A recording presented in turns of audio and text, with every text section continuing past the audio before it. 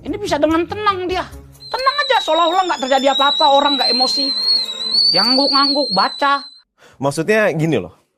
Kan kalau misalnya kita sering marah-marah, ya kan? Kita suka darah tinggi naik, ya kan? Iya. Nah, itu turunnya di mana kira-kira? Misalnya ada darah tinggi, ya kan? Naik darah kan? Nah, Iya. turunnya di mana? Di halte Cawang turunnya. Ya nggak ada, turunnya nggak, bukan masalah tempatnya turunnya di mana.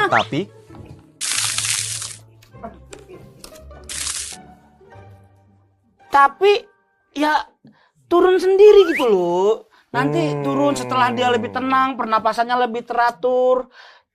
Tenang. Tensinya lebih turun. Betul. Pinter kau sebenarnya. Iya. Ini saya lihat di konten-konten Instagram Abang Jeda ini itu suka marah bahkan untuk hal-hal kecil. Kayak